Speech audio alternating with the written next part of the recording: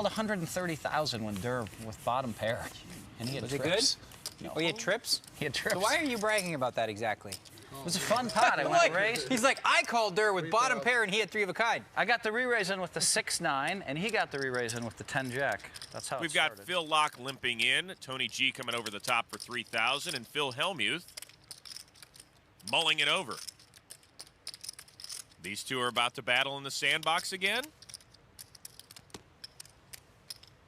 What's happening, Phil? I don't know, Tony. You might have it this time. I don't know. Tony's talk may finally be getting to Phil. Maybe you do, maybe you don't. What do I know? Ernest Wiggins is folded. Daniel straddled this hand. He's in at a discount if he likes. So there's a straddle on, which Negreanu places, and besides that, there's not a whole lot to talk about here. I guess Laak limps in early position. Right. I mean, we end up with 4 marginal hands going to the flop with 14,000 in the pot because of the straddle, essentially, and because Tony G is an action creator. Yeah, I think essentially everybody has to call, though, once Tony G raises. Right. And he likey. Pretty loose call from Daniel. He may feel like he has the right odds with this many players in the pot. And Phil Laak joins the party as well. So we've got 4 players on the flop. And they're the 4 most aggressive players at this table so far. We could see some chips get in the middle here. Deuce, 4, 6, 2 spades. Daniel's flop top pair with 6s. However, Phil Laak has flopped gut shot straight and the nut flush draw. Even though he doesn't have a made hand yet, he is the statistical favorite to end up with the best hand. Phil Hellmuth is checked over to Daniel.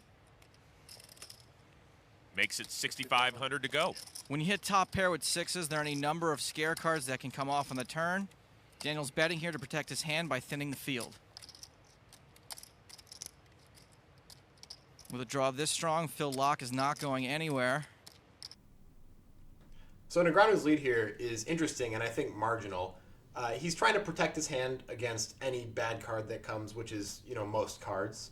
But at the same time, he's going to be playing out of flow against 3 players, the aggressor of whom is extremely aggressive. So he can get himself in a pretty tough spot if specifically Tony G raises here. I mean, this has got to be an opponent-dependent thing where he's got plans depending on who does what. So if, for example, Phil Laak makes it 20,000, he might just throw it away. I think he will. If Hellmuth does the same thing, I think he's just going to throw it away. Tony G, who's more of a wild card, I think he's going to call and reassess on the turn and figure his reading skills are good enough to handle it. It's just a slightly weird time to lead because what Negreanu has is only marginally worse than what he's representing, which is kind of strange and different than usual, where what you are representing is a lot better than what you have. Yes, usually you're going to do this with the high and the low end of your range, and instead we're sort of more closer to the middle. Even though it's top pair, it's still much closer to the middle strength type of hand. Right, and now Phil Laak is compelled to continue in this hand because he's flopped so well. Now a fold would be unacceptable. Calling is okay. We kind of came to the conclusion of raising is also okay. Yeah, they're both fine. I mean, I think a raise is pretty great only because you get paid off automatically when you get there. If you raise, either you win the pot without having to get there, or when you get there, when the flush comes, the straight comes, or an ace comes, and assuming the ace is good, you get paid off because the money's already in there. That's a fair point. The problem being that when Laak misses, Negreanu is a bit of a station and might call him down on 2 streets with the 6. Yeah, that is problematic, for sure. Although Laak doesn't have to bomb the river either. Although he kind of He does. probably usually will. Makes the call. Tony G folds. Tony, why do you get us in trouble like this?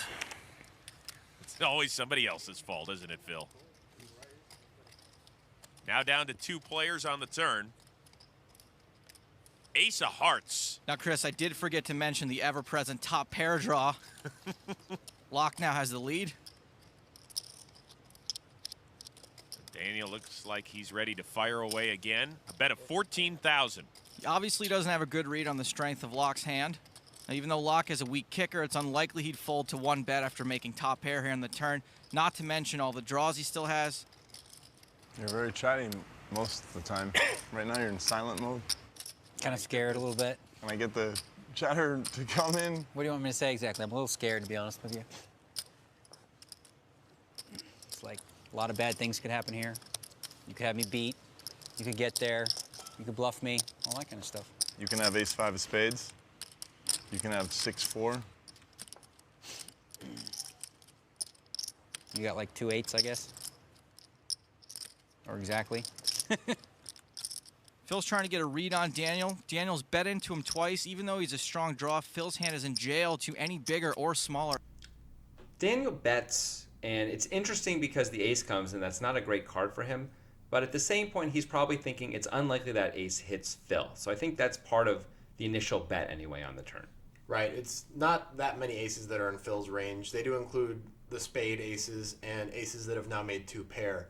But it's hard to find other aces that are in Phil's range. So Daniel feels like if he was beat on the flop, he's still beat. But if he was winning on the flop, he's still winning, I think, most of the time. Almost always, yeah. That's one interesting part of this hand. Another very interesting part is the table talk, which I think really influences the way the river plays out. Daniel is quiet. Phil Laak asks him to talk. You know, that's kind of cool, right? It's amazing that it works. Yeah. And the thing that Phil Laak just said that you guys all just heard about Daniel having the ace-5 of spades, I think is what really changes the whole dynamic of this hand, because he puts Negreanu on essentially the hand that Laak has. And it makes Negreanu think that Laak has 2 8s. And I think that's a genuine read. I think Negreanu genuinely believes that, and he plays the river accordingly.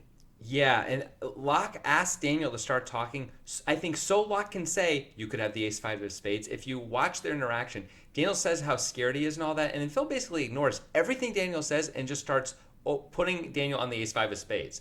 Phil out of nowhere just volunteers, you could have the ace-5 of spades, you could have 6-4, and it seems like all of this was designed so he could say, I don't have an ace. I don't have the nut flush draw. I don't have that.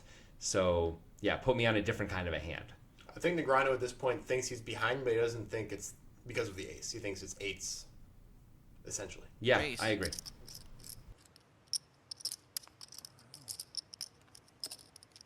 There's the call. Daniel can't be too comfortable with that. We are off to the river. 10 of diamonds. Neither player's hand improves here. Daniel's been the aggressor all along. He can only win this hand now with a bluff.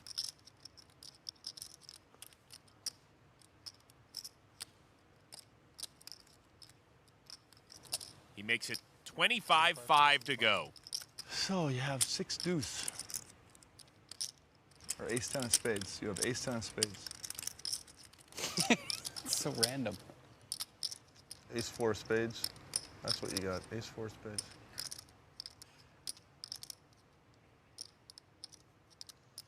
I'm such a fish. I'm a fish. God, I'm a fish. Why do I want to call you? Because I'm a fish. I'm a fish. I'm a fish. Daniel's fired 3 times in this hand, this time for 25,000. Laak's got 1 pair and a weak kicker. An easy call to make for a bad player, a tougher call for a good one. You know I have something, but you know I'm tight. I feel like I'm being just totally owned.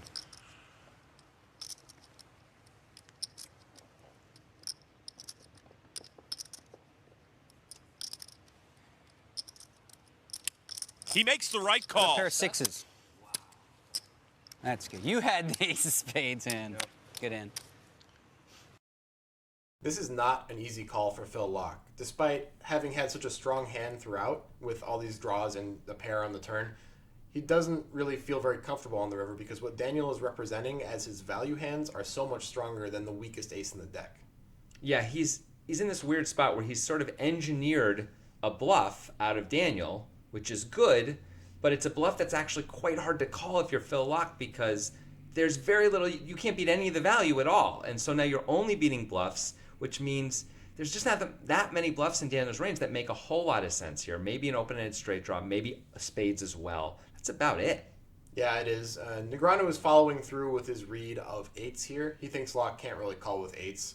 Although we discussed in the podcast a little bit that 8s and this ace play similarly in this exact spot, but it's just a little bit different enough that Laak feels comfortable enough to call. Right. Daniel could have 9s very reasonably here, and then 8s are losing and the ace wins. But that's about it. That's sort of the only hand that plays it differently, really. Maybe Daniel could have rivered at 10, I guess.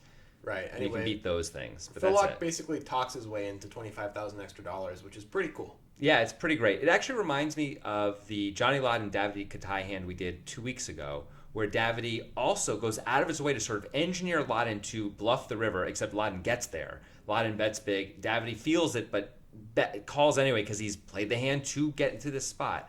And if you guys want, you should see that on the video. You can just click that and watch that hand right now, too. Right. Enjoy. All right.